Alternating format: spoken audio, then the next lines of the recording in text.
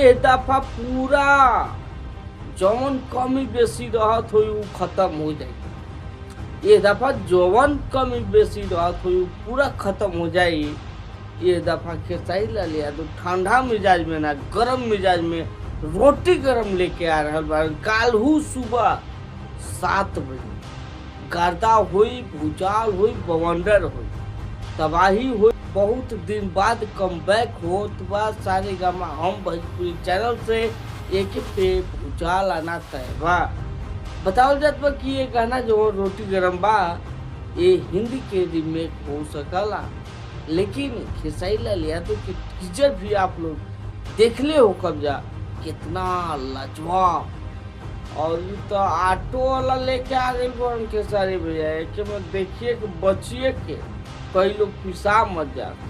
कैसे कि बहुत ही जबरदस्त तरीके के साथ खेसारी लाल यादव के लुक एक में पूरा भूचाल लगता। चौना की कोई कामना भी ना कैलो। अभी गर्मी के मौसम में रोटी गरम ले ले बा। अभी तो जनता लोगन के सोचे के बा कि एक खाक पचावल कैसे जाई। कैसे कि पचे वाला ना लगन में चले वाला सॉन्ग बा, पची ना दौड़ी। और विरोधी लोग खेत में दौड़ी काहेला पचबे ना करी तो खेतवे में ना दौड़ी।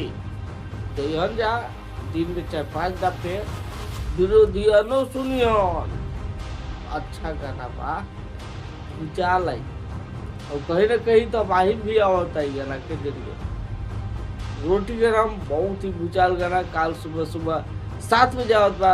और कितना ज्यादा एक से उम्मीद लगैले बानी रोटी गरम से उम्मीद लगैले बानी बता सकता नहीं। ऐसे सब देखता नहीं भोजपुरी मस्ती न्यूज। हम राहुल कुमार मिलत बानी फिर से केहू ऐसने वीडियो के साथ। तब तक के लिए धन्यवाद।